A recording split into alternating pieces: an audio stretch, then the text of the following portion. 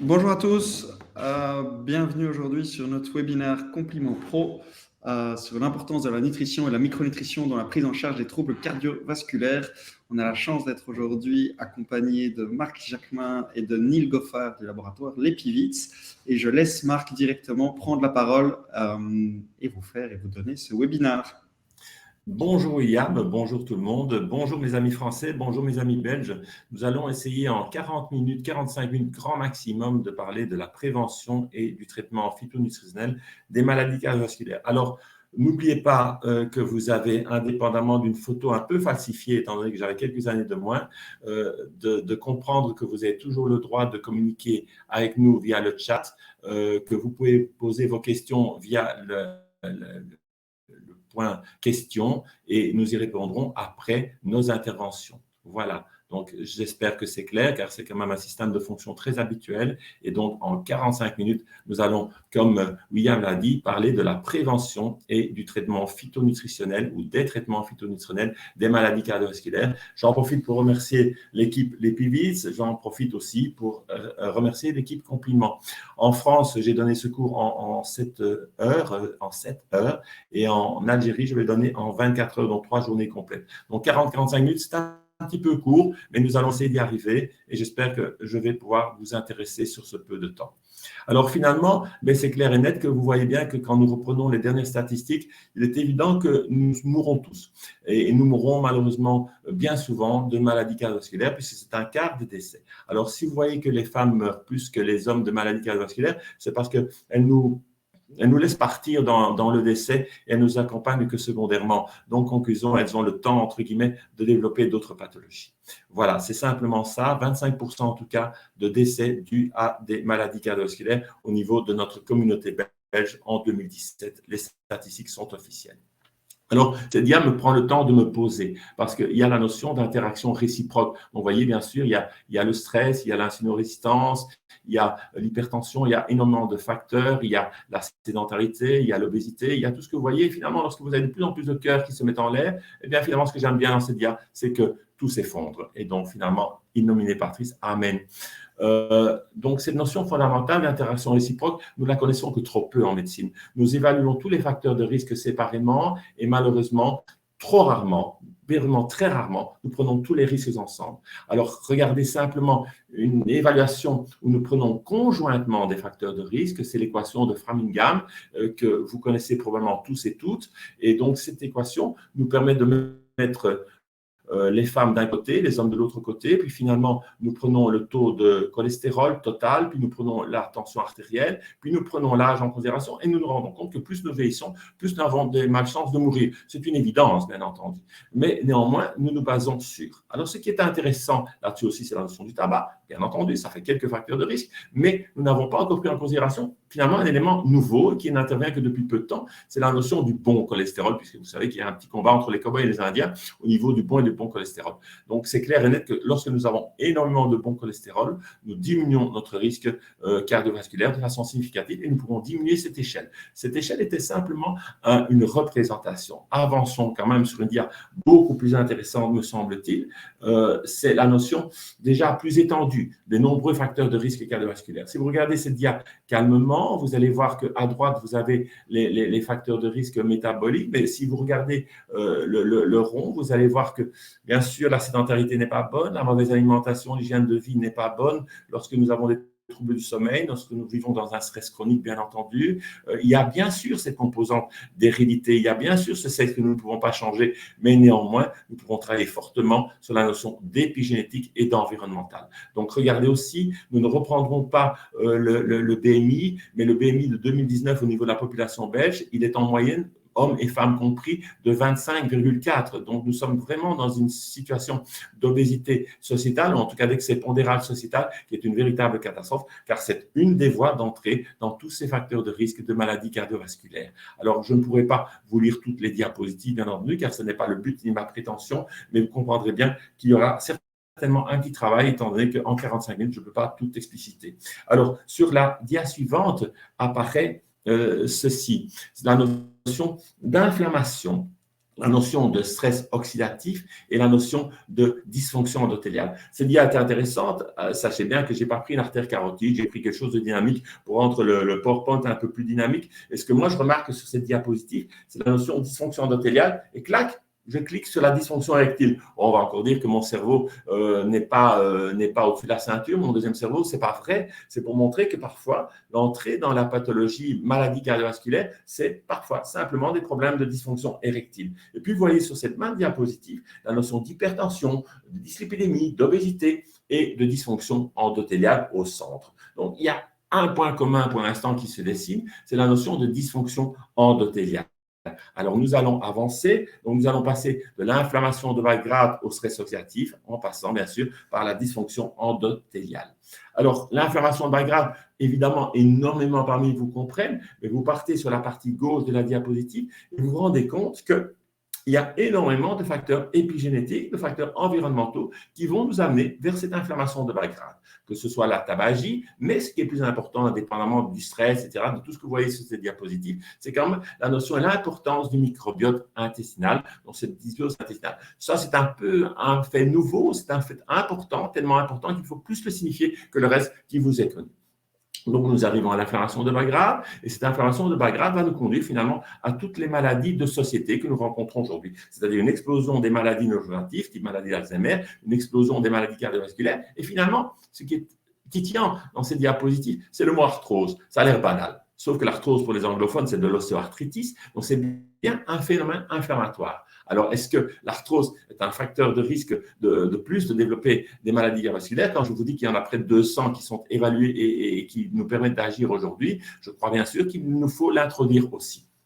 Donc, nous allons avancer et sur la dia suivante, mais je résume, hein, c'est déjà très simple. Si vous avez compris que lorsqu'il y a une résistance à l'insuline, lorsque vous avez une hyperglycémie, lorsque vous avez des troubles lipidiques, lorsque vous avez des mauvais acides gras circulants, des acides gras libres circulants qui ne sont pas bons. Lorsque vous avez de l'hypertension, eh bien, vous allez vers l'inflammation, vous allez vers l'oxydation, vous allez vers la dysfonction endothéliale. Donc, cette diapositive, nous pourrions la passer relativement vite et je la passerai relativement vite parce que je me rends compte que le cours est quand même relativement léger en durée. Et donc, qu'est-ce que vous voyez sur cette diapositive? Vous voyez un mélange entre des cellules du sang, donc là, les monocytes qui vont entrer au niveau vasculaire, qui vont jouer un rôle délétères parce qu'ils vont devenir des macrophages. Ces macrophages vont libérer des cytokines, donc il y a un phénomène inflammatoire qui se met en route. Et de l'autre côté, sur la partie gauche de la diapositive, vous voyez que le LDL s'introduit au niveau de l'endothélium vasculaire, entraîne un stress oxydatif. Et donc, nous parlons du stress oxydatif des tissus du gras, donc du mauvais gras, bien entendu. Donc, ce sont ce que je voulais dire. J'avance et j'étends un petit peu en réflexion parce que j'ai deux ordinateurs, un à gauche et un à droite, parce que celui avec lequel je présente le cours est très, très petit quant à sa lecture. Et donc, qu'est-ce qu'il y a de plus sur cette diapositive qui devrait nous interpeller? Nonobstant, qui est que je vous invite quand même toujours à regarder les années littérature, car ce sont des années intéressantes, ce sont des années assez récentes. Donc, finalement, nous sommes toujours en accord avec la science. Et lorsque nous regardons, bien sûr, il y a le stress oxydatif. Au-dessus, nous voyons tous les facteurs de risque et nous allons simplement nous étendre un tout petit peu sur la gauche pour voir qu'il y a quand même aussi le facteur infection. Tiens, infection. Et là, nous pensons à cette période Covid que nous avons traversée où il y a eu beaucoup de décès par une noyade inflammatoire et nous allons probablement vivre une épidémie de maladies cardiovasculaires secondaire à cette épidémie de Covid qui a certainement touché largement le cardiovasculaire. Cardiovasculaire, donc, comprenez-le, par un déséquilibre au niveau du stress oxydatif, au niveau mitochondrial, comme si le virus avait agi comme un véritable pesticide paralysant nos mitochondries et par finalement un dysfonctionnement de notre fonction physiologique au niveau de notre endothélium vasculaire qui va nous conduire à cette dysfonction endothéliale. Nous allons avancer parce que le temps passe et donc cette diapositive finalement est très claire. Hein, et elle est très claire si nous regardons attentivement. Nous avons tous de l'athéromatose. Donc notre problème, c'est, OK, nous devons l'accepter, mais sachant que nous l'avons dès l'âge de 20 ans et parfois même avant, vu la situation obésogène de nos populations, il est clair et net que nous devons le freiner. Donc, nous devons éviter d'arriver à une mort subite par thrombus ou par embole vasculaire d'une plaque d'athéromatose. Et donc, c'est ça que nous voulons visée. Nous sommes tous porteurs, le temps passe, mais le temps passe bien et nous devons bien entendu activement agir au niveau de nos compléments phytonutritionnels. Dia suivante, cette dia pourrait vous sembler très, très difficile. Alors, je vais la simplifier parce que c'est vrai que je n'ai que quelques diapositives.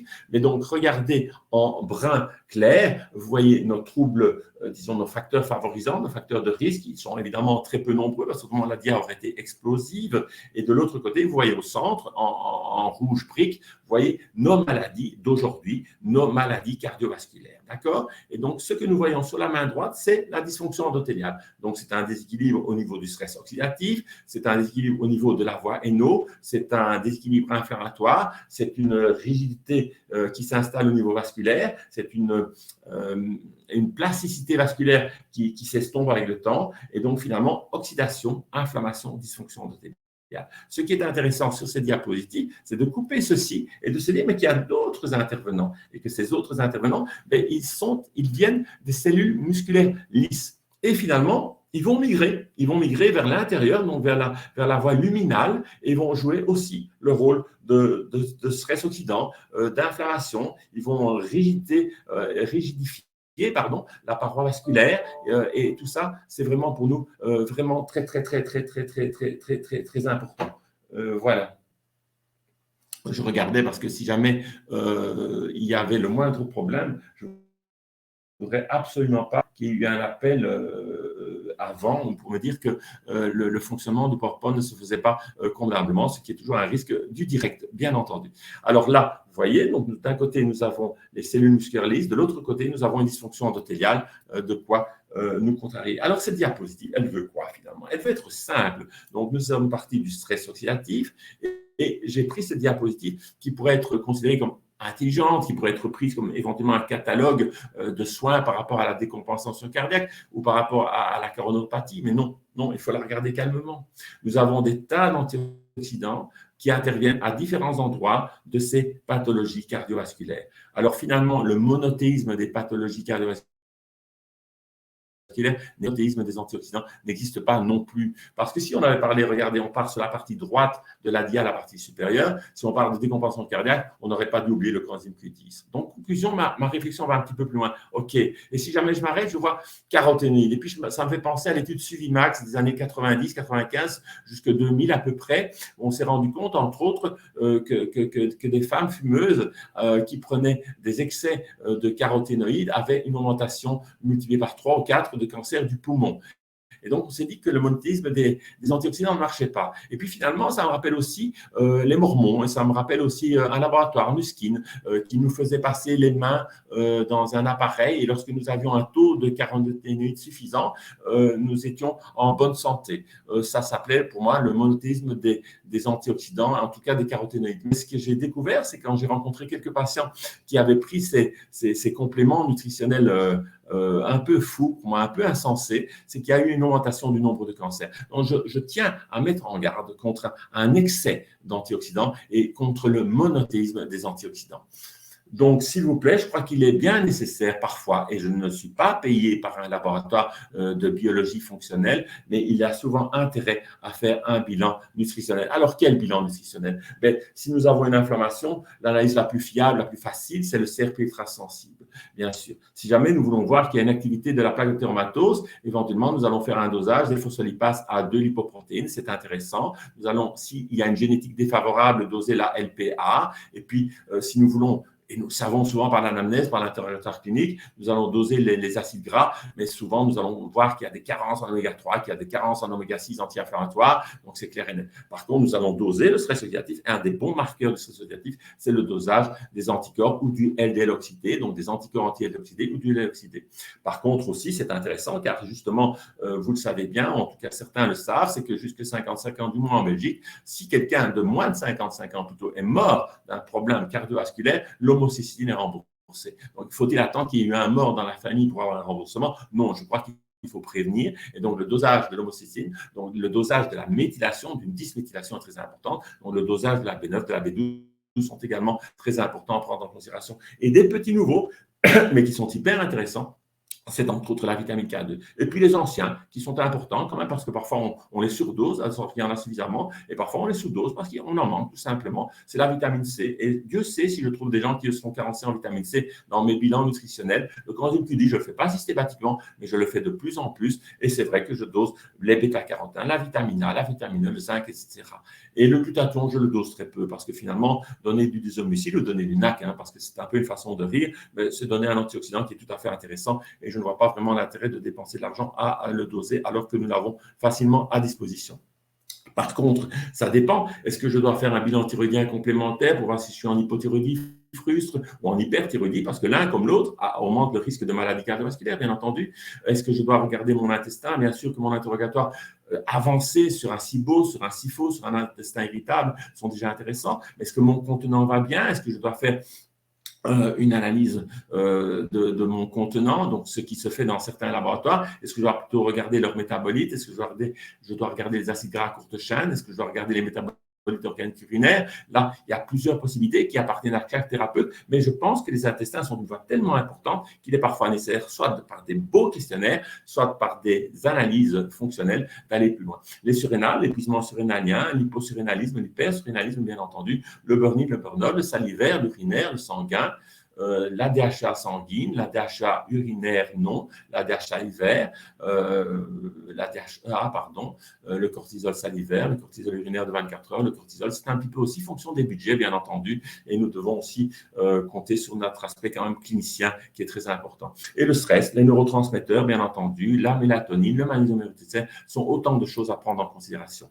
Alors, nous avançons parce que le temps passe, la phytonutrition, c'est quand même le sujet d'aujourd'hui, et les maladies cardiovasculaires.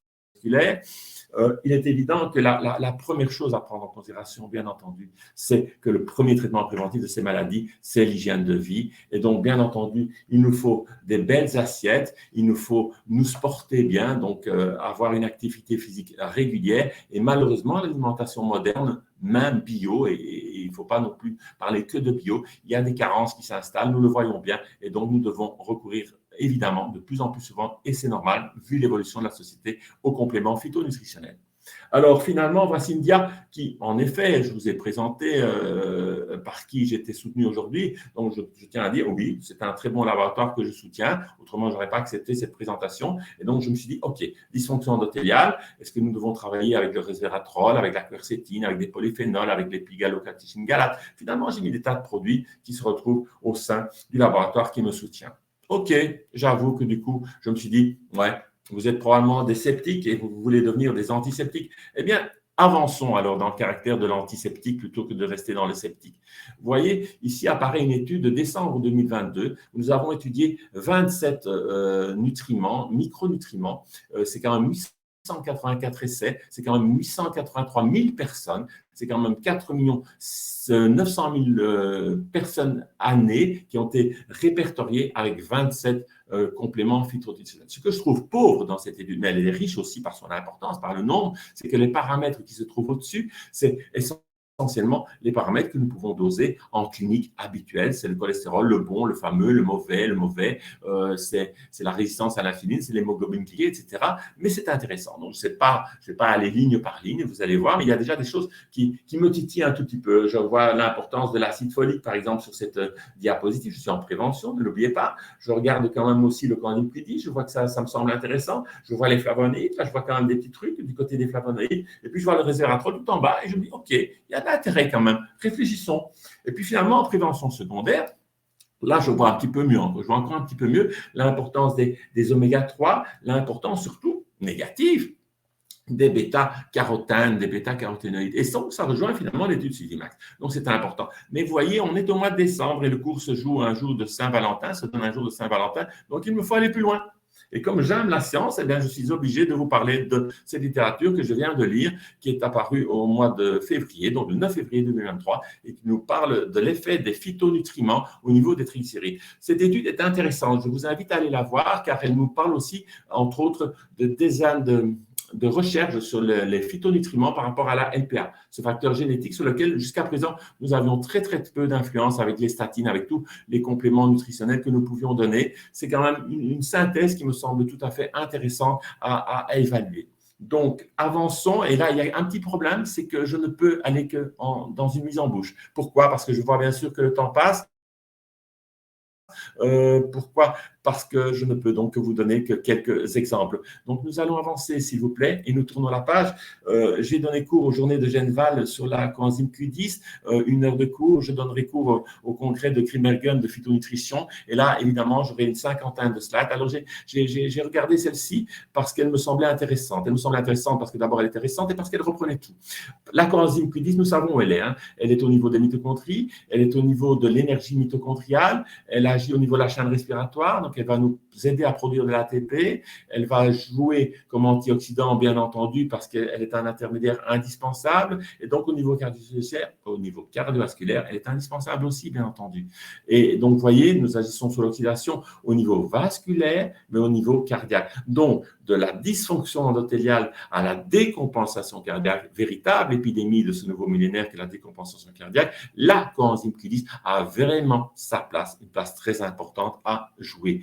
Je n'irai pas dans le détail, mais regardez calmement la dia, vous verrez quand même de nouveau des petits mots qui font penser au stress oxydatif, des petits mots qui font penser à l'inflammation, que ce soit de l'hypertension à l'arythmie, que ce soit à l'artériopathie coronaire ou aux artérites périphériques, la coenzyme Q10 a tout à fait un rôle important à jouer. Alors ça, c'est un grand amour. Hein. Je regarde sur 2 écrans en même temps, je deviens un diplôme par amour. C'est un antioxydant, c'est un anti-inflammatoire. Ça agit de façon très positive au niveau de la fonction endothéliale. Ça a des actions antithrombotiques, anti-aging, comme on aime le dire aujourd'hui.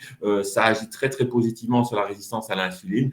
Et vous voyez encore une fois, car ce n'est pas le but, c'est de regarder ces petits mots, inflammation subtilement lancée, oxydation, dysfonction endothéliale, résistance à l'insuline, tout ce qui fait que nous rentrons dans ces notions de globalité de maladie cardiovasculaire. Aïe, aïe, aïe, il nous fallait quand même parler de l'ail, bien entendu. Alors, ce qui est important, c'est qu'on l'a beaucoup contesté parce que de la gousse d'ail que nous avalons, que nous mangeons, que nous mâchonnons, entre des compléments phytonutritionnels à base d'ail, à base de composés sulfurés, on s'est posé la question, mais pourquoi s'est-on posé la question de quel composé sulfuré est le plus intéressant? Mais c'est parce que c'est la globalité, finalement, c'est le totum qui est intéressant. C'est aussi cette notion capitale sur laquelle je n'aurai pas le temps de m'étendre, c'est la notion de totum. Et là encore, nous savons par des études récentes que nous agissons de façon positive en étude double aveugle sur la dysfonction endothéliale. Et ça, c'est important. Et quand vous regardez tout au-dessus à droite, vous voyez que nous agissons sur l'inflammation, nous agissons sur la souplesse vasculaire, nous agissons sur le statut antioxydant. Alors, si nous recentrons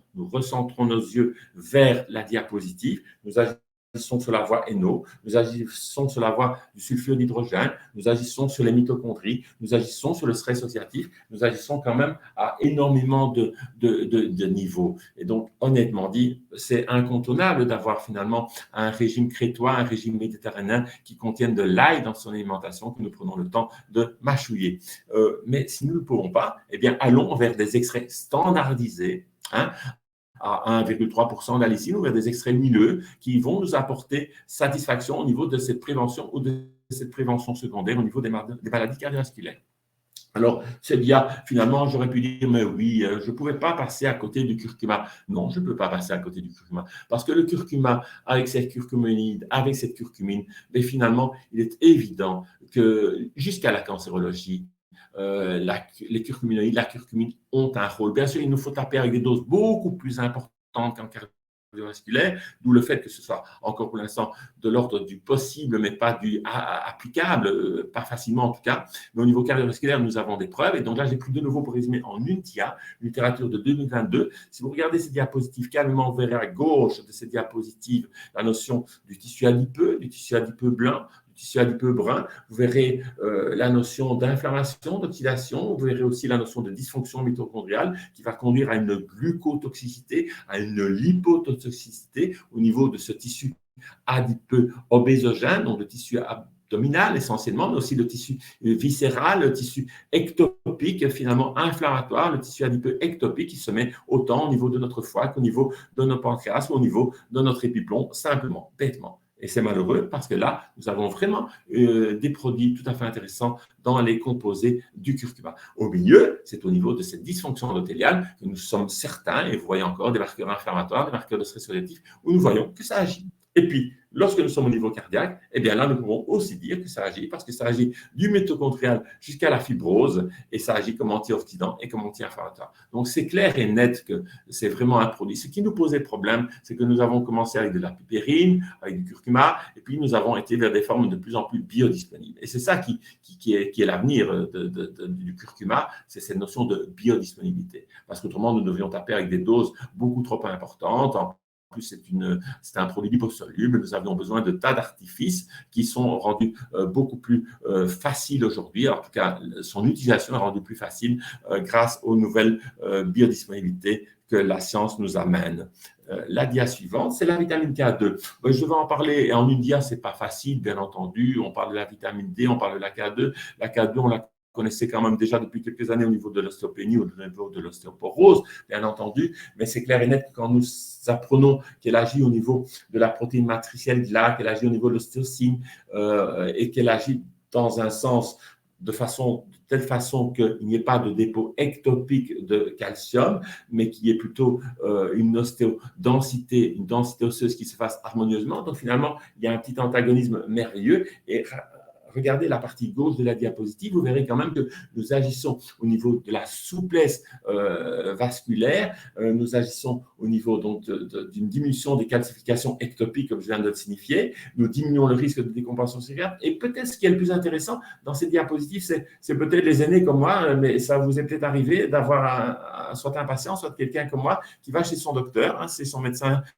cardiologue, et qui dit, tiens, aujourd'hui j'entends un petit souffle. Ah, vous prenez du vieux là, parce que c'est clair et net que ce souffle, je ne l'ai pas entendu la dernière fois. Eh bien, c'est finalement une calcification des valves qui s'installe et ça conduit peut-être à une petite insuffisance rétro-suivienne par un dysfonctionnement de ces valves avec les années. Est-ce que nous pouvons freiner les années? Je crois que sans la vitamine K2, sans les produits dont j'ai parlé, cela est quand même très, très, très difficile. Nous en manquons, nous pouvons la doser indépendamment, donc c'est intéressant. Dia suivante, évidemment, comme le laboratoire qui me soutient aujourd'hui pour mon exposé parle d'ail, d'aubépine et de gui, je ne pouvais pas éviter d'en parler. Donc, j'ai pris des littératures relativement anciennes et de l'autre côté relativement récentes, mais je ne vais pas rentrer dans le détail. Je vais vous dire, tiens, l'ail, je vous en ai déjà parlé. Je vous ai parlé de cette voie ENO. C'est une voie hyper intéressante. C'est la voie de la dilatation pour ceux qui connaissent encore le vieux médicament, le Coruno, qui agissait sur cette voie, bien entendu, qui n'est d'ailleurs plus remboursé pour les nouveaux cas parce que. Et puis, ce qui est intéressant sur cette diapositive, c'est aussi de voir l'aubépine et de voir que nous agissons, encore une fois de plus, surtout, nous agissons sur le stress oxydatif, main inférieure gauche, nous agissons sur les dyslipidémies, nous agissons sur la dysfonction endothéliale, nous agissons sur la réponse inflammatoire. Et quand nous regardons de près ces diapositives, nous voyons des SOD, des superoxydodismutases, nous voyons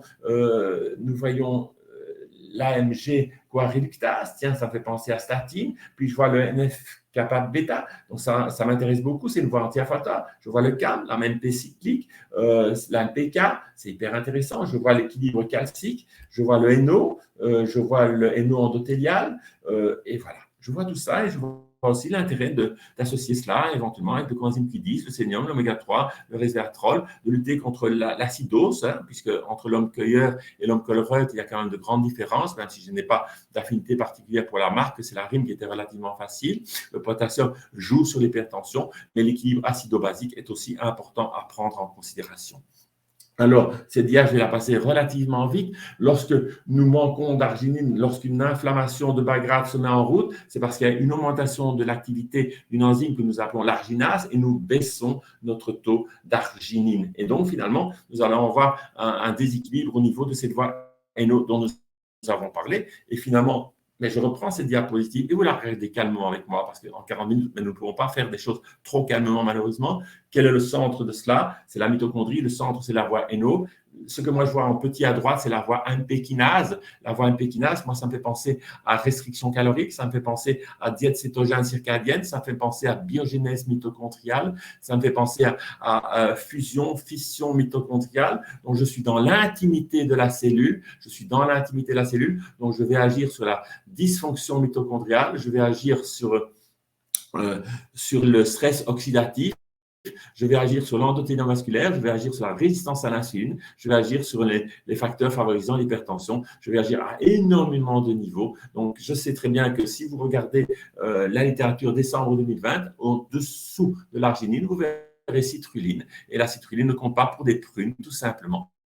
C'était une façon de sourire. Je sais bien que j'ai des gens qui me regardent, mais je ne sais même pas vous regarder parce que je ne sais même pas le nombre de personnes qui me regardent. En tout cas, je continue avec vous et j'espère que vous continuez avec moi. Moi, je regarde sur mes deux écrans et là, on pourrait s'arrêter. On pourrait s'arrêter pour dire que les oméga 3, on le sait, l'alimentation anti-inflammatoire, c'est une alimentation crétoise, c'est une alimentation qui contient des poissons, qui contient des oméga 3, mais qui contient aussi des oméga 9, l'huile d'olive, etc. Mais on s'arrête sur les oméga 3 parce que depuis quelque temps, les oméga 3 nous font peur parce que la presse a été un petit peu critique par rapport aux oméga 3. Mais il faut savoir que nous avons été à des doses très importantes et qu'il y a des études qui sont apparues, en effet, que lorsque nous prenions trop d'oméga 3 en complément nutritionnel, d'où la notion quand même de toujours bien manger et de manger équilibré, donc les petits poissons gras, eh bien, nous avions un risque augmenté de fibrillation auriculaire. Ça a remis un petit peu sur le mode pause la puissance des oméga 3. Attention, parce que là, non, il faut absolument dire que les oméga 3 sont importants, mais il ne faut pas dépasser au niveau de la DHA et de l'EPA, il ne faut pas dépasser des doses de 2 grammes par jour.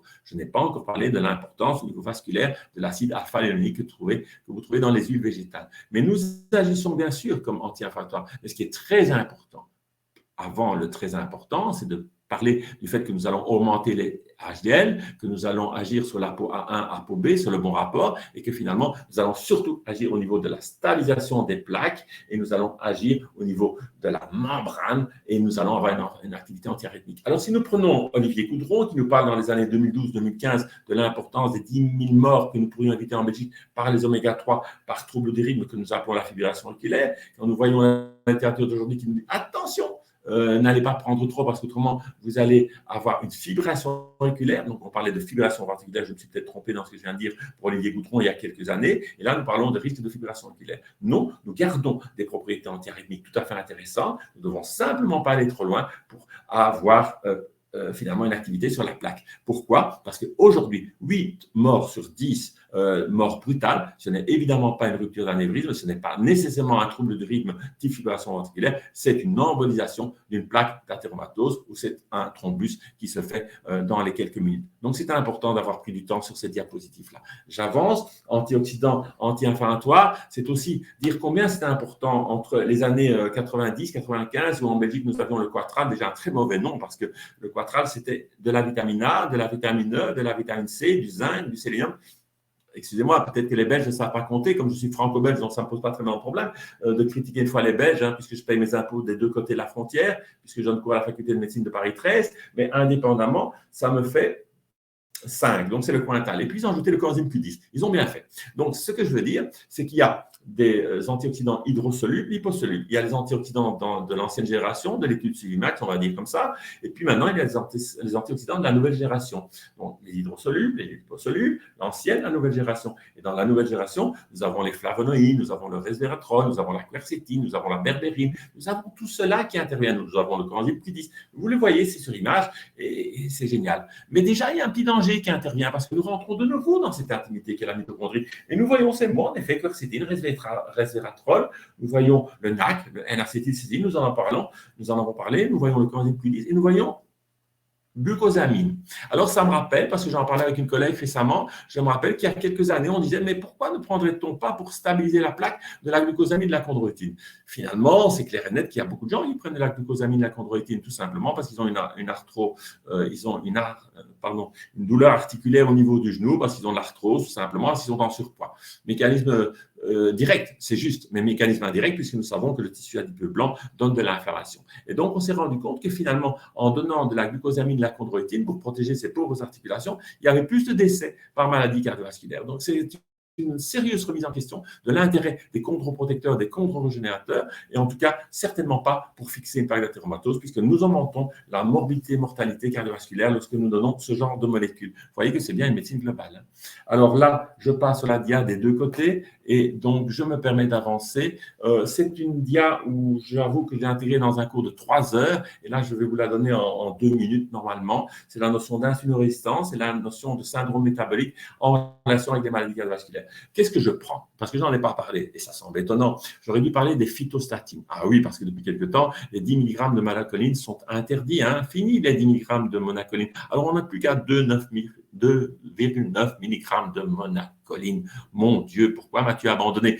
Indépendamment, nous pouvons prouver par des littératures récentes qu'avec seulement 2,9 mg, nous baissons le cholestérol. C'est merveilleux parce qu'il y a des gens qui ne vivent que par et pour le cholestérol, alors que ce n'est pas le cholestérol qui est dangereux, c'est l'oxydation du cholestérol et du gras qui est mauvais pour notre santé. Mais nous baissons néanmoins aussi avec 2,9 mg, nous baissons l'homocystéine de 10 à 12% également. Littérature, preuve à l'appui, donc ce ne sont pas des paroles en l'air. Donc c'est hyper intéressant. Lorsque je regarde ça, je vois l'olivier, je vois l'olive, je vois la feuille d'olive, je vois la feuille, je vois tout ça, je vois l'européine, je vois l'hydroxytyrosol, donc finalement c'est intéressant. Mais je suis malheureusement emporté, je vois aussi le soja, et le soja, je me dis ménopause, soja, grain de lin broyé, etc. Je me dis oui, mais ça marche, ok, c'est intéressant. On est en 2021, c'est quand même une littérature qui a pris de l'âge, et alors finalement, j'oublie complètement qu'il y a l'ail, il y a l'oignon, les fruits à baies, et puis je me dis, ok, je suis en train de parler comme pour un laboratoire, et donc finalement, je me dis, je reviens sur Terre, quand même, il y a le curcuma, il y a la curcumine, il y a le vin rouge, mais bon, je sais qu'il y a peut-être des amis, des collègues musulmans, et donc je trouve quand même que ce n'est pas la meilleure voie. Donc il y a le resveratrol qui est probablement plus intéressant, et alors il y a la cannelle. Cannelle, je m'arrête 30 secondes, ça fait des années qu'on nous casse les oreilles, pardon, pour rester poli, avec cette cannelle, mais jusqu'à présent, il y avait beaucoup de laboratoires allopathiques qui l'avaient prise à leur compte, cette cannelle, et puis quand on regardait cannelle, il y avait de la cannelle, ça c'est vrai. Mais il y avait aussi du dioxyde de et il y avait aussi des ceci, des cela. Donc, je trouve que ça m'a aussi amené beaucoup à réfléchir sur le fait que quand nous, dans la phytonutrition, nous devons être soutenus par d'excellents laboratoires qui nous promettent non seulement une qualité du complément, mais une qualité du complément de son contenant, de son contenu, de son enrobage, et tout ça me semble très important, et je ne me serais pas permis de défendre un laboratoire qui ne répondait pas à cette éthique. Indépendant, puisque le laboratoire contient, le produit proposé par le laboratoire contient du chrome, et c'est vrai que j'en parle dans un cours que j'ai donné mercredi en Flandre sur l'insulinorésistance, un cours de 2 heures.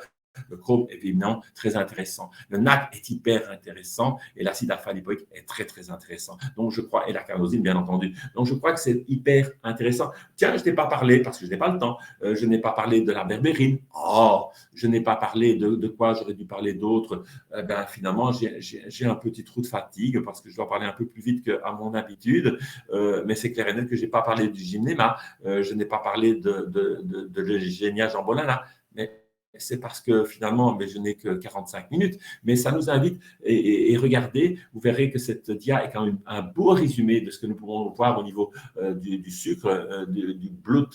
Je regarde vite moi-même, BG, blood glucose, BW, c'est le poids, etc. Regardez ces diapositives à votre aise et vous comprendrez, en regardant la littérature, vous tomberez de toute façon sur la traduction à ce moment-là. J'ai gardé l'authentique parce que c'est légitime et j'avance et je vois que le temps passe, je ne me rendais pas compte. Donc, conclusion, heureusement, je suis à la DIA 41, merci. Finalement, moi, je change de l'autre côté et je me rends compte que le stress psychosocial, le stress affectif, le stress professionnel, tous ces stress sont vraiment des facteurs favorisants de maladies cardiovasculaires.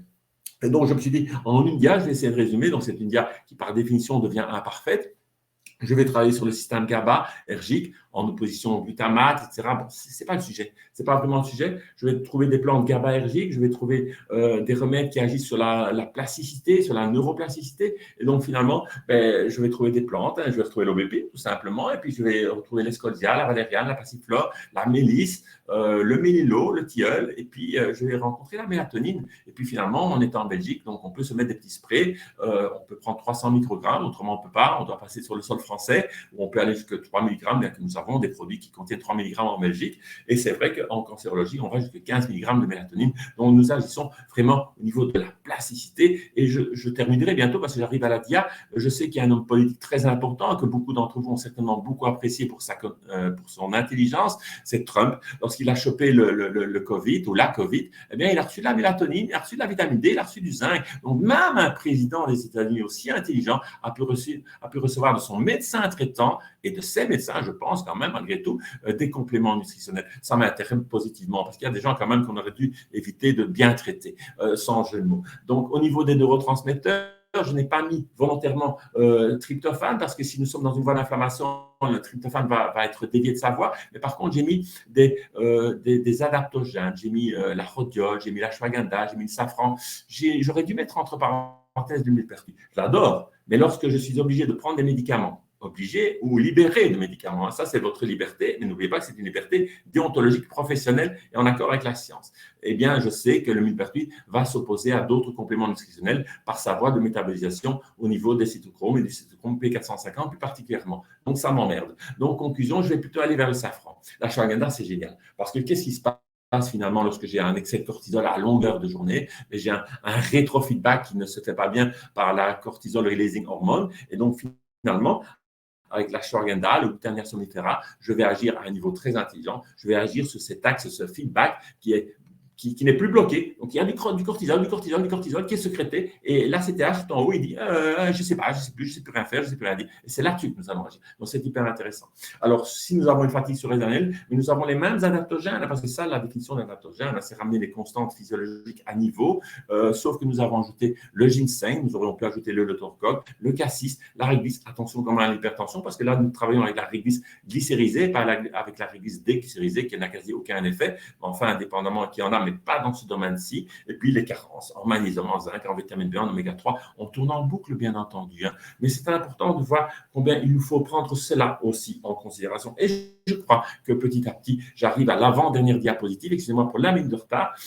Je devrais regarder l'écran sans le regarder, en disant simplement qu'il y a un contenant, un contenu, que nous sommes tous plus ou moins en dysbiose, qu'il y a de plus en plus de SIFO, de SIBO, d'intestin irritable, 15% finalement, comme 10-15% de maladies cardiovasculaires, mais il y a 10-15% d'allergiques finalement. Il y a énormément de chiffres qui ont tellement de points communs dans leur ressemblance numérique qu'il faut se poser la question s'il n'y a quand même pas énormément d'interactions entre toutes ces pathologies. Donc, dysbiose, dysfonction intestinale, porosité intestinale, le Kigot syndrome, immunité, nerveux, endocrinien, inflammatoire, c'est vraiment un endroit merveilleux que ce deuxième cerveau de l'homme.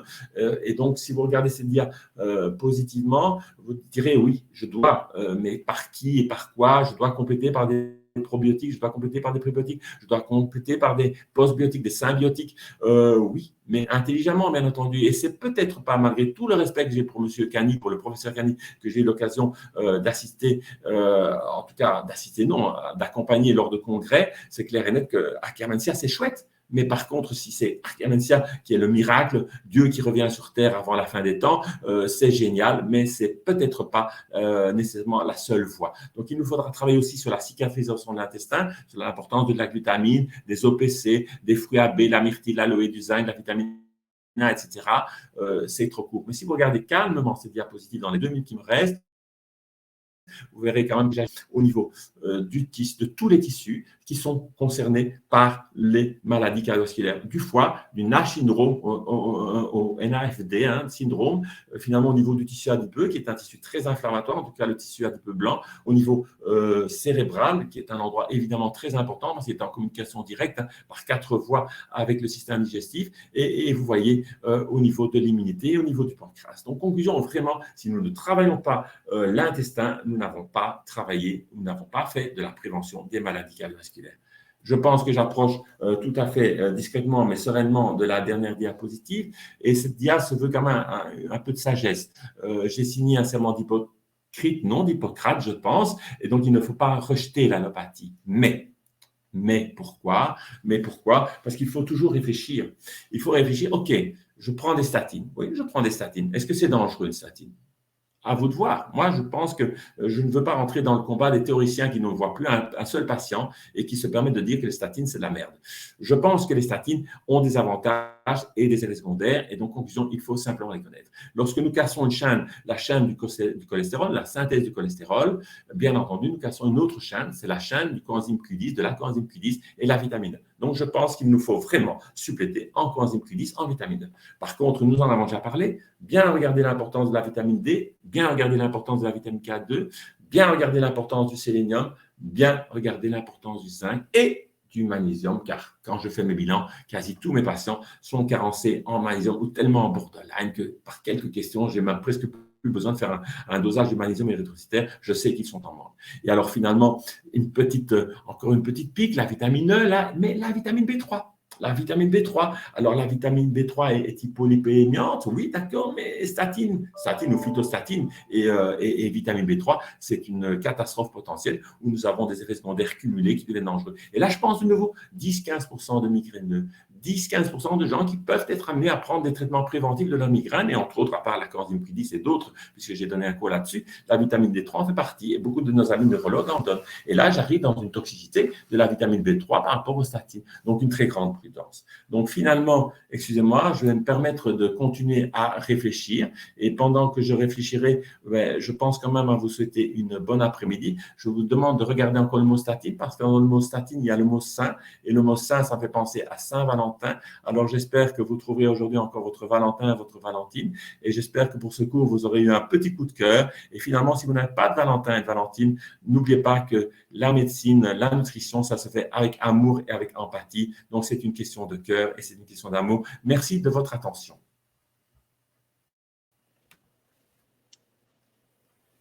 Voilà, merci Marc. Un grand merci à toi. Je vais partager maintenant mon écran. J'espère que vous voyez bien les slides qui suivent. Je voulais d'abord te remercier pour cette petite touche d'humour à l'occasion de la Saint-Valentin, et surtout merci pour la présentation ici exhaustive, remplie de théories justement ici sourcées sur les actifs, mises en corrélation avec des marqueurs biologiques. Donc c'est bien sûr intéressant, on pourrait encore continuer plus longtemps.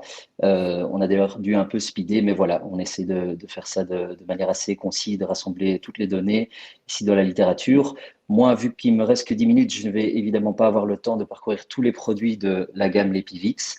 Vous voyez ici, il y a plusieurs, on va les qualifier ici de cardioprotecteurs qui seront repris au sein de la gamme, comme je l'ai dit, Lepivix, et que tu as abordé au sein de ta présentation. On les verra du coup vendredi lors de la présentation d'1 heure sur le labo. Vous verrez aussi l'envers du décor du laboratoire.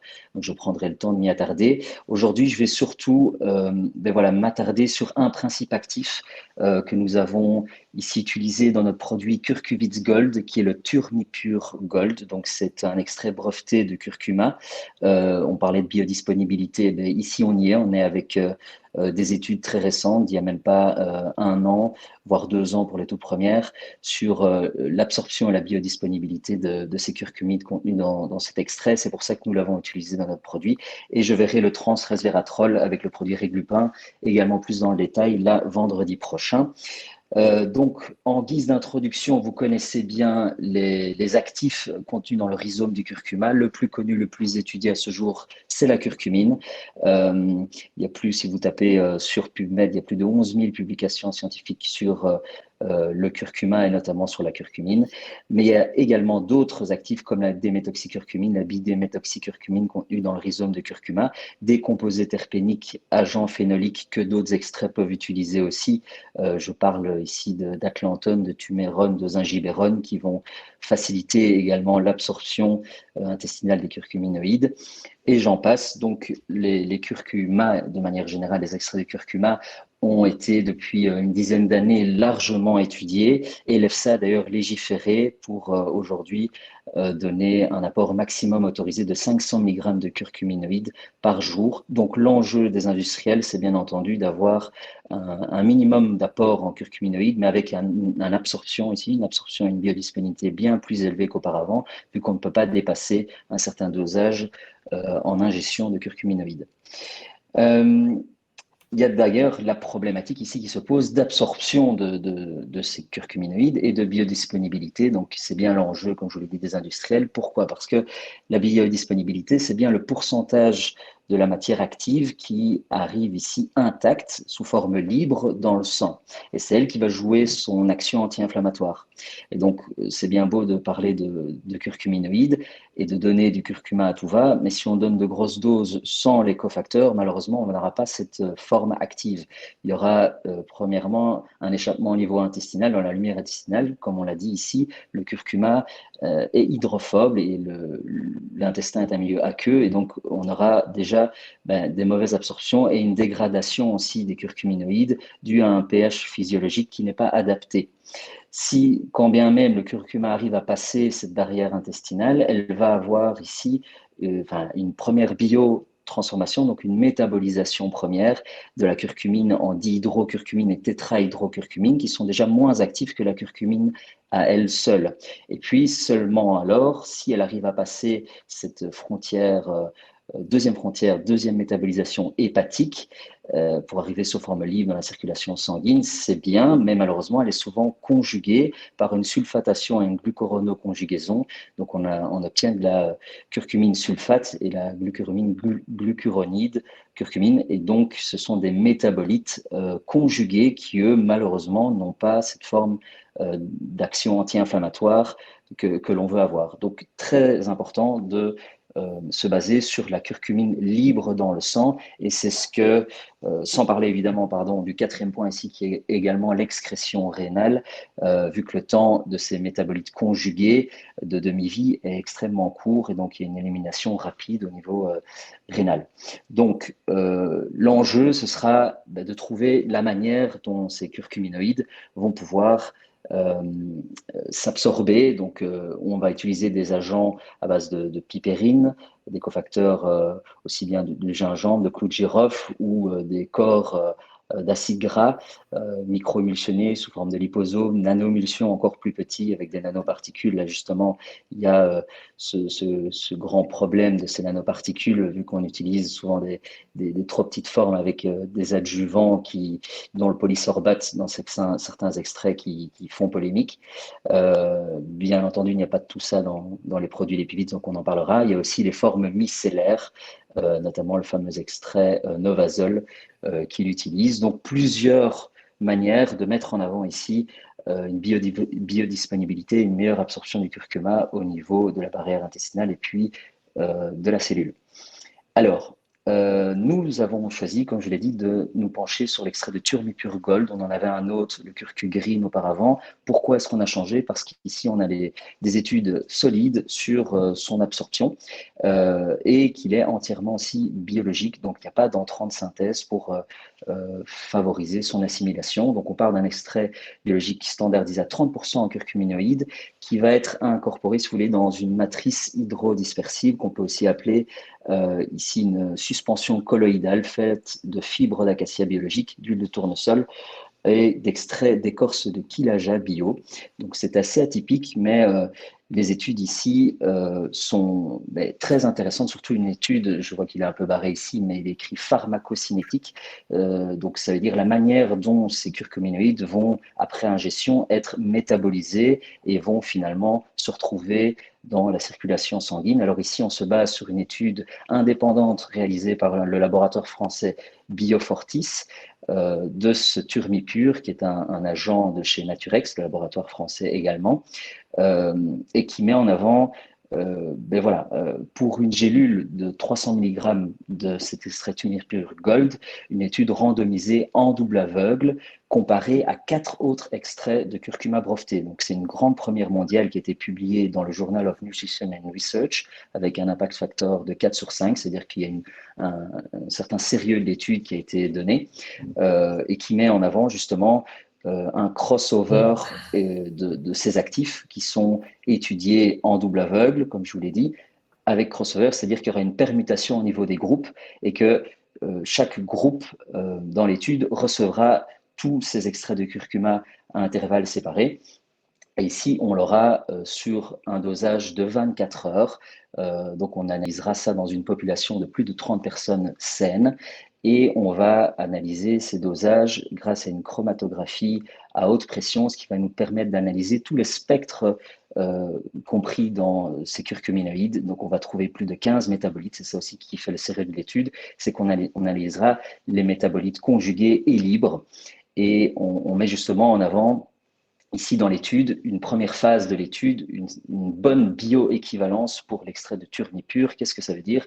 C'est qu'on ne va pas comparer des pommes et des poires ici dans cette analyse. On va bien comparer l'absorption, le taux d'absorption de curcuminoïdes à partir de notre référentiel qui est cet extrait d'une gélule de 300 mg de Turmipur Gold sur un laps de temps donné, c'est-à-dire 24 heures. Et on aura ici une aire sur la courbe d'absorption de curcuminoïdes égale à 6520 nanogrammes par millilitre sur 24 heures, ce qui veut dire que concrètement la bioéquivalence pour atteindre un taux d'absorption équivalent à 300 mg de Turmipur, eh bien il nous faut jusqu'à 4 gélules de STE. STE, c'est l'extrait standard de curcumine qui est analysé du laboratoire Naturex, sans agent on va dire, cofacteurs d'assimilation supplémentaires, eh bien qu'il va nous falloir 1900 mg de cet extrait-là pour avoir ici un apport équivalent à notre gélule Turmépure 300 mg,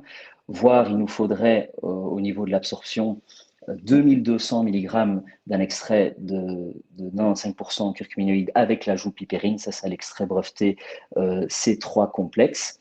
Et on l'a également comparé à l'extrait de phytosome de Meriva, où là il nous faudrait jusqu'à 6 gélules, donc 2800 mg pour avoir un taux d'absorption en curcuminoïde équivalent à notre Turmépure. Et on l'a également comparé à l'extrait Novazol, mais ce n'est pas repris sur le graphique, où là il nous faudrait une gélule et demie, donc 750 mg de Novazol pour arriver à un dosage équivalent en termes d'absorption. Donc on voit que le Turmipure, à faible dose, donne bien un apport significatif en curcuminoïdes, plus important que les autres extraits analysés en crossover. Ici, dans la deuxième partie de l'étude, c'est bien d'avoir un taux d'absorption, mais on veut évidemment, c'est ce qui nous intéresse le plus, voir la biodisponibilité de ces curcuminoïdes, donc ces métabolites actifs, libres dans le sang, qui auront ici leur effet sur les marqueurs biologiques de l'inflammation.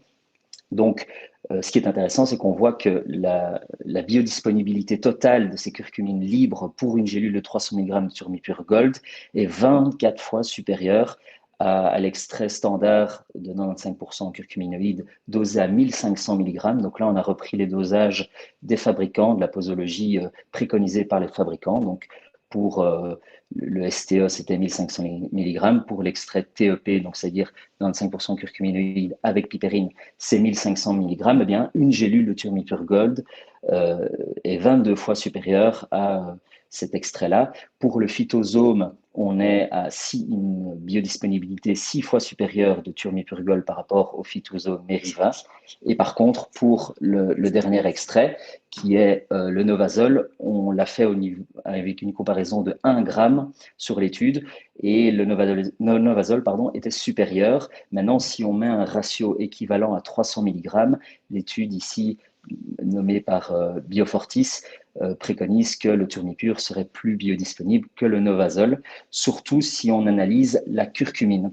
Donc là, on vient de parler de l'absorption totale des curcuminoïdes libres, mais si on regarde la curcumine libre, eh bien le Turmipure Gold arrive en première position avec une absorption 340 fois supérieure, c'est énorme, surtout qu'on n'utilise que 300 mg de l'extrait ici dans une gélule par rapport, donc en termes d'absorption supérieure par rapport à un extrait standardisé à 95% en curcuminoïde.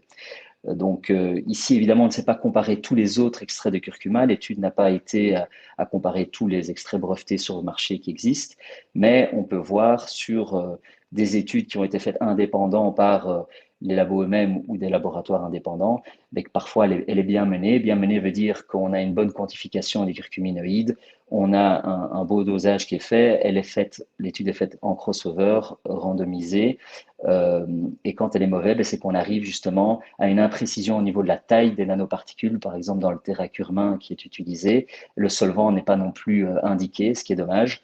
Donc, on ne va pas qualifier cet extrait. D'ailleurs, il n'est pas autorisé sur le territoire européen. Mais par contre, le cavacurmin qui lui est autorisé, on utilise des cyclodextrines comme véhicule de transport des curcumins. Eh bien, on voit bien ici que il y a certains problèmes, sur le type d'additif utilisé et que dans le Turmipure Gold, il n'y a pas d'additif synthétique. L'extrait biologique et l'étude a un bon impact ici de renommée. Donc pour résumer, cette traçabilité est bonne, on a un extrait biologique, le sourcing est de qualité, la durabilité ici de la gestion des plantations de curcuma est étudiée. On reste dans le clean label, c'est très intéressant chez les Pivits, je le détaillerai vendredi prochain, donc aucun additif, une extraction 100% eau, éthanol, pas d'autres ajouts avec tous des ingrédients biologiques, comme je vous l'ai dit, à l'intérieur. On étudie ici un extrait breveté avec des études comparatives, comme je viens de vous l'expliquer, sans pipérine, polysorbate ou nanoparticules, et la biodisponibilité, comme je vous l'ai dit, est supérieure par rapport à ce qui a été analysé comme extrait. Alors, on a même poussé un peu plus loin, on a été voir est-ce que la population pouvait supporter jusqu'à 1 gramme, donc 1000 mg de concentration par jour d'apport de ce Turmipure Gold. On l'a fait sur un échantillonnage de 60 personnes, une étude randomisée en double aveugle avec un placebo pour voir l'innocuité qu'avait 1 gramme de ce Turmipure. Eh bien, la tolérance, in fine, était très bonne, c'est-à-dire qu'il n'y avait pas de troubles gastro-intestinal ici sur l'absorption de plus haute dose de ce Turmipure Gold. Et donc, c'est la raison pour laquelle, pour avoir ce rôle anti-inflammatoire qu'on veut assez important dans les cardiopathies notamment, de se dire que ici, l'Epivits, dans le Curcuvits Gold, on utilise 500 mg de l'extrait, donc on va au-delà de l'étude, et c'est le but, mais maintenant, il y a justement aussi des contre-indications ici qu'on peut citer, c'est-à-dire qu'on ne va pas le donner à des doses de 2 gélules, c'est-à-dire 1 gramme, au-delà de 1 mois, et on ne va pas le donner à des patients ou à des adolescents ici en dessous de 18 ans, mais le but est de fortement faire diminuer ces marqueurs de l'inflammation. En tout cas, ici, le produit a été mis dans une galénique, encore une fois 100% clean, donc on va respecter nos critères, et ça, je vous le détaillerai un peu plus vendredi prochain. Voilà, je vous remercie, désolé d'avoir été également assez vite, mais comme ça, on reste dans les temps. Et je vais céder ici la parole à Solène maintenant. Je vais reprendre moi le lead. Merci. Ouais, merci Neil, merci Marc, c'était super intéressant. Je vais vite terminer par une petite présentation de Compliment Pro qui offrait ce webinaire avec l'Epivits. Hop, voilà. Mais tout d'abord, déjà, merci à vous deux. Et pour ceux qui veulent en savoir plus sur les produits de l'Epivits, on a un atelier pratique cette semaine. Vous pouvez vous inscrire. C'est gratuit et vous pourrez découvrir en long et en large le laboratoire, les valeurs et les formulations. Elles sont toutes disponibles également sur Compliment Pro. Donc, Compliment Pro, c'est quoi? On a développé une plateforme pour professionnels de santé qui vous permet de recommander les compléments de vos laboratoires favoris à un seul endroit, mais qui vous permet également de vous former. On a une académie de formation sur laquelle vous pourrez retrouver tous les replays des webinaires, mais également les slides. Donc, si aujourd'hui, vous avez été un petit peu absent au début ou à la fin, pas de souci. De toute façon, ce sera disponible dans la foulée en replay. Compliment Pro, comment ça fonctionne? C'est très simple. Vous avez accès à un large choix de compléments alimentaires de différents laboratoires. Donc, aujourd'hui, on a présenté l'Epivits. On a d'autres laboratoires qui sont disponibles également et on essaie systématiquement de les sélectionner selon notre charte de qualité. Ça vous permet, une fois que vous avez sélectionné les compléments, de créer une recommandation personnalisée de compléments alimentaires pour vos clients et finalement de vous assurer qu'il y ait une bonne adhésion à vos recommandations, qu'ils les consomment bien et qu'il n'y ait pas de substitution ailleurs. Voilà déjà une première sélection de labos que vous retrouverez sur Compliment Pro. Donc, l'Epivits, bien évidemment. Vous avez peut-être vu nos autres webinaires avec Vitanutrix, BeLife, Equinutri ou autres. On essaie vraiment d'avoir que du complément qualitatif sur la plateforme pour vous faciliter la vie et éviter que vos clients ou vos patients doivent acheter sur 3, 4 ou 5 sites différents à la fin avec plusieurs frais de livraison. La plateforme est gratuite. Il n'y a aucun engagement pour vous. Donc, on vous recommande de vous inscrire sur Compliment Pro. On vous fera même une petite présentation, une démo pour vraiment vous expliquer comment ça fonctionne, pour vous expliquer également les produits et vous mettre au chaud sur Compliment Pro pour que vous puissiez l'utiliser directement. S'il y a des questions, vous voyez l'adresse email en dessous, pro@compliment.me. Il y a le numéro de téléphone et vous pouvez aller sur le site. On l'envoie également dans le chat directement, complimentpro.com. Voilà, c'est très simple. Vous trouverez également tous les replays. Donc, si à un moment vous voulez venir, pas pour la recommandation, mais pour les replays des webinaires, je vous recommande également de vous inscrire sur la plateforme Compliment Pro. Les prochains rendez-vous, ce 17 février, donc cette semaine déjà, Neil, que vous venez de voir, vous présentera le labo et sa gamme, les produits qui sont disponibles sur Compliment Pro. Et fin février, on a un prochain webinaire avec Véronique Liès sur l'axe thyroïde-intestin et le rôle du microbiote intestinal dans la santé de la thyroïde. Voilà, c'était assez rapide sur la partie Compliment Pro et je propose qu'on passe maintenant aux questions. Parce qu'on en avait quand même quelques-unes. Et donc là, je vais directement vous poser les questions. Il y a des questions pour vous deux, Marc et Neil. Je pense que la première, c'est de Aurore, qui sera plutôt à l'intention de Marc. Que pensez-vous de la mesure de l'indice OMA de manière systématique vers 30-40 ans en préventif pour mesurer de la résistance à l'insuline? Ben, William, j'ai vu la question. Je mettrai peut-être un petit truc. Est-ce que tu m'entends, William? Est-ce que vous m'entendez, Neil, aussi? Oui, Oui, Oui. bien, bien. oui, oui. Et simplement que je reconnais qu'il y a des gens qui me remercient et je les remercie. Et là, je vais parler lentement pour montrer que je peux le faire. Mais indépendamment, alors où vous m'accusez pour certaines personnes de parler vite ou vous n'avez pas envie de connaître la matière. Et les maladies cardiovasculaires, c'est vraiment une énorme matière, je vous l'ai dit. Et j'ai fait un sum-up, puisqu'on parle beaucoup anglais pour l'instant, de 40 minutes et je m'en excuse d'avoir été rapidement. Je vous ai dit que je pouvais le donner en 24 heures, mais vous n'aviez peut-être pas 24 heures à me consacrer. Donc, en conclusion, cela dit, je vais répondre à toutes les questions et j'aimerais bien que vous relisiez, comme moi je le fais régulièrement, des replays des webinaires que je suis, parce que j'en donne, mais j'en suis beaucoup aussi. Et donc, oui, je dose systématiquement l'OMA-QQ aujourd'hui. Oui, je trouve ça fondamentalement important de doser. Parfois, je ne mens pas. Je demande aussi, bien sûr, les analyses traditionnelles que sont l'hémoglobine glyquée, l'insuline et la glycémie. Mais c'est vraiment indispensable. Vous avez tout à fait raison de doser l'OMA-QQ, oui. Question suivante, oui. Oui, mais tu as raison, hein, Marc. C'est vrai que c'est bien de le souligner. C'est toujours un gros challenge d'aborder une thématique comme la thématique d'aujourd'hui sur les troubles cardiovasculaires en 40 minutes. Et je pense que si jamais quelqu'un veut aller plus dans le détail, il peut réécouter, il a le temps, il peut mettre sur pause et tous les slides sont disponibles. Donc, c'était bien William. de le rappeler. Alors, on a Cathy qui demande quelle analyse à faire pour un bilan de vitamines, oligo-éléments et minéraux. Mais je l'ai déjà signifié, hein, je pense vraiment, je vais répondre tout à fait honnêtement. Lorsque j'ai vraiment quelqu'un qui n'a pas facile, parce que j'ai toujours fait de la médecine sociale, hein, donc finalement, mon sujet, les maladies cardiovasculaires, c'est moi en consultation un 6 décembre, je fais un arrêt cardiaque devant un patient, j'ai mal de tête et je suis en asystolie. Et donc voilà, j'ai donné 16 à 17 heures de ma vie par jour à la médecine. Et donc, je dirais, voilà, j'ai toujours fait de médecine sociale, alors qu'est-ce que je demande aujourd'hui? Mais je regarde déjà ce que moi je peux demander qu'il soit remboursé par la mutuelle. Donc, à part le sélénium dans les vitamines et les oligo-éléments, tout le reste est remboursé. La vitamine A, la vitamine E, la vitamine C, la vitamine D, la vitamine K2, non, je ne pense pas. En tout cas, la B9, la B12, oui, les formes actives, non. Mais indépendamment, ça me permet déjà d'évoluer ou d'évaluer. Et puis finalement, ben, c'est clair et net que je vais demander tout ce que je vous ai montré sur le PowerPoint, je vais le demander en fonction. Là où je vous ai dit que je demanderais peu souvent, c'est peut-être l'intestinal où je me rends compte que ça coûte très très cher, alors que je vais quand même le moduler, ce microbiote intestinal.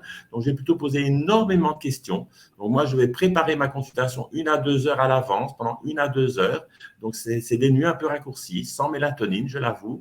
Mais je pense que le patient a droit à ce genre de consultation, c'est-à-dire de grandes questions avant, 1h15, 1h30 de consultation et encore peut-être 1 à 2 heures de réflexion après. Donc, vous voyez, un patient, ce n'est pas que du business. Ça ne va pas vite nécessairement avec un patient, ça va même très lentement. Et c'est là que je fais la vraie médecine. Donc, c'est vrai que l'utilisation, je ne le doserai pas. Les oméga 3, je les demande de moins en moins parce que je vois que tous mes patients sont plus ou moins carencés. Mes oméga 6, ben, je leur pose quelques questions que vous connaissez probablement, peau sèche, etc. Et je me dis, OK, il en manque. Alors, finalement, je regarde un petit peu leur alimentation. Les oméga 9, ben, c'est facile. Hein, vous regardez l'acide oléique, etc., les amandes et tout. Et vous êtes parti. Je crois que ça non plus, je ne fais pas trop souvent. J'essaye vraiment d'aller au principal.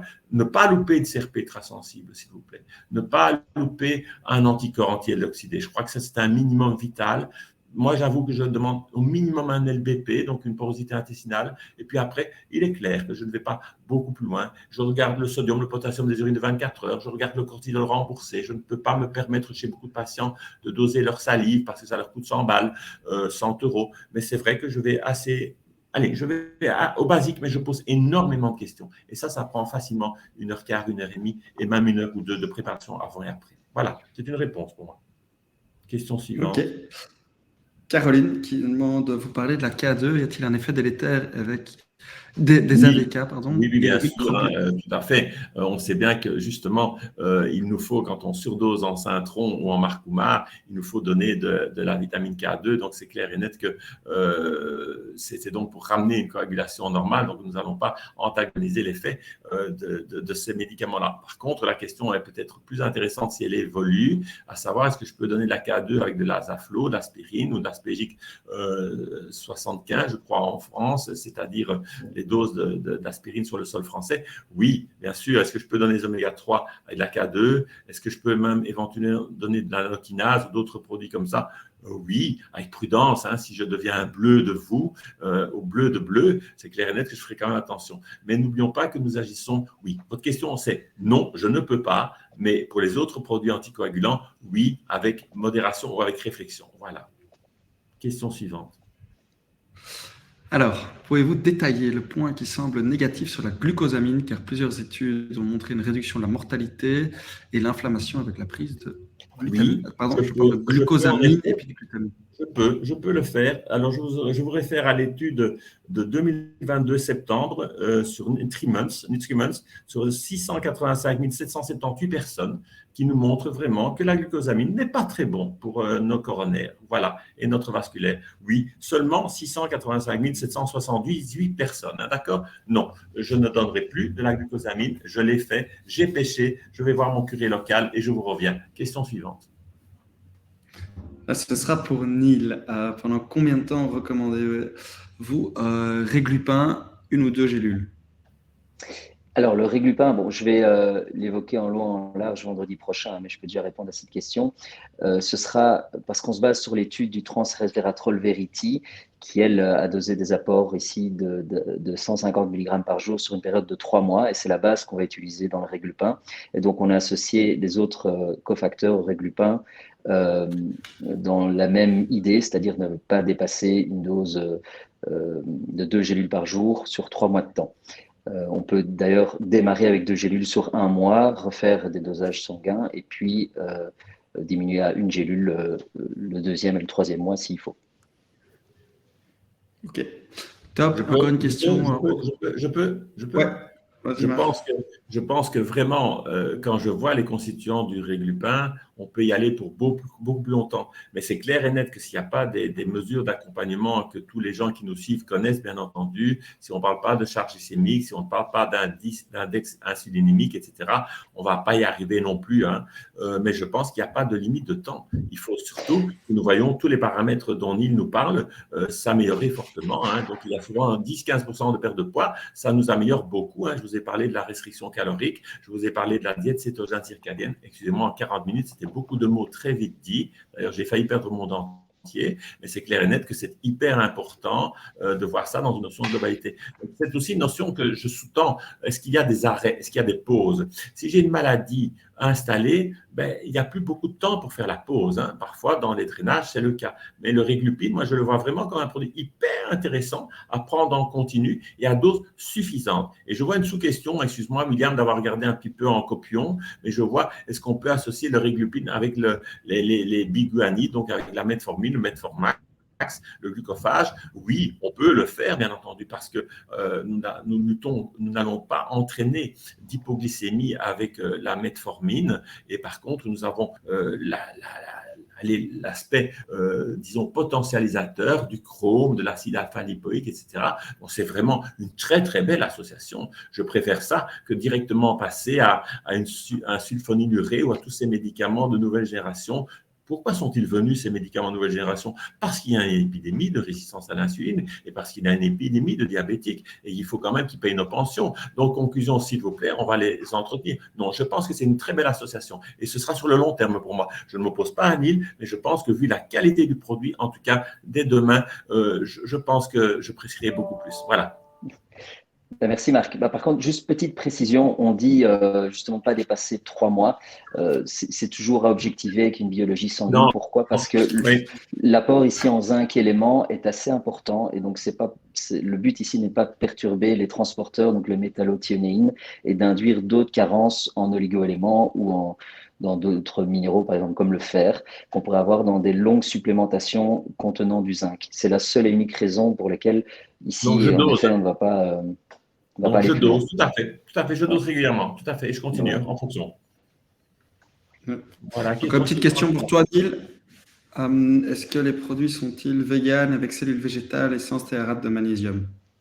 Oui, alors voilà, là je vais prendre le temps vendredi prochain pour l'expliquer, mais on utilise des gélules pullulanes, donc il n'y a pas du tout d'entrant d'agent de synthèse dans la fabrication de la gélule, et c'est issu ici d'amidon de tapioca, de la base, donc elle est 100% végétale, et ici si on parle d'excipient, ben, on n'utilise que de l'amidon de riz biologique, donc il n'y a pas de stérate de magnésium. Ok, Super, merci Neil. On repasse à Marc. Utilisez-vous l'AAL comme antiglycans, en particulier dans les MCV en lien avec le diabète type 2 ou NASH? Oui, je vous ramène aussi à une littérature de 2022 sur l'acide alpha-lipoïque, puis c'est de ça qu'on veut parler. Donc, il ne faut pas confondre ALA, acide alpha-lénonique, et l'abréviation que j'ai voulu mettre, c'est l'acide alpha-lipoïque. N'oublions pas que ça fait des années que nous l'utilisons, en tout cas au niveau des praticiens allemands. Et donc, c'est clair et net que vraiment, c'est un excellent traitement, c'est un antioxydant universel. Donc, je pense qu'il est vraiment capital dans ces phénomènes de résistance à l'insuline, de glycation, etc. Il est vraiment très intéressant de le donner. Alors là, certains, je m'attendais à des questions, combien? 200, 600 mg, on peut aller jusqu'à 1200 mg. C'est vraiment un produit tout à fait soft. C'est un produit liposoluble, en plus, qui va très, très bien jouer au niveau de l'interaction entre le milieu périphérique et la cellule, au niveau de la membrane cellulaire. Donc, c'est un merveilleux produit. Donc, je ne vois vraiment aucun danger à le donner, mais vraiment aucun. Voilà. Ok. Alors, je ne sais pas si c'est pour toi, Marc, ou pour Neil. Est-ce qu'on peut associer le complexe aiguille-aubépine et le réglupin? Je ne vois non plus pas, je réponds, excuse-moi, je ne vois vraiment aucune contre-indication. Je ne vois vraiment aucune contre-indication et je vois même une réflexion dans cette question. Je vois le fait que j'ai des patients qui ont une résistance à l'insuline ou un diabète de type 2 qui est installé déjà au début et qui sont en monothérapie, par exemple sur butalbitalide. Et puis, je vois en même temps ces gens qui vivent en fait un syndrome métabolique. C'est bien ça, hein. Ils ont une augmentation des triglycérides, ils ont un périmètre abdominal qui est important, ils ont une hypertension par un mécanisme de l'angiotensine, ils ont des tas de choses qui rentrent en jeu. Et je crois vraiment que c'est le moment ou jamais de se dire qu'il y a des interactions telles qu'en effet, un seul complément n'est plus suffisant et qu'il faut les associer. Donc au contraire, c'est une excellente indication de suppléter et de compléter par ces deux-là. Tout à fait. Et d'ailleurs, on aura justement bonne. une action plutôt fibrinolytique avec l'ail, le ghee et l'aubépine. On va jouer sur des syndromes d'hypertension, donc un des facteurs du syndrome métabolique, tandis que le réglupin va jouer sur le reste. Donc, moi, je conseillerais même de l'associer. Nous sommes d'accord, c'est chouette. Ouais. William. Top. Alors, l'homocystéine est-elle aussi une analyse intéressante en association avec le LDL oxydé? Je vais être cata. Je vais être cata. Quand l'homocystine est augmentée, j'ai vu des patients qui étaient en parfaite santé, qui faisaient du sport, entre guillemets, parfaite santé, c'est entre guillemets, qui faisaient du sport, etc., se retrouver du jour au lendemain hémiplégiques parce qu'ils avaient une hyperhomocysténémie. Donc, c'est une preuve par l'absurde, oui, il me faut doser l'homocystéine de façon quasi systématique. Par contre, si vous faites et j'ai pu être référent dans une maison de repos, et tous ces patients âgés ont une augmentation de l'homocystéine et ils sont atteints d'une maladie dégénérative de type Alzheimer. Donc, je crois vraiment que l'homocystéine est très importante au niveau global de l'individu et donc je la dose quasi maintenant systématiquement, oui. Et je dois la faire baisser parce que non seulement nous agissons au niveau de la métabolisation hépatique, mais nous agissons au niveau des synthèses de nos éléments de vie, des acides aminés et de nos dégradations de sucre, de lipides, de graisse. Donc, c'est vraiment fondamental. Et c'est vrai qu'on a trop souvent limité l'homocystine à la B9 et la B12 et il y a beaucoup d'intervenants dans cette réaction de méthylation et de cette réaction de dysméthylation. Oui, je le dose systématiquement. C'est important, très important. Ok, super. Daniel qui demande pour objectiver l'inflammation chronique de bas grade, faites-vous tout de même analyser calprotectine, bêta-défensine, CRP, ferritine?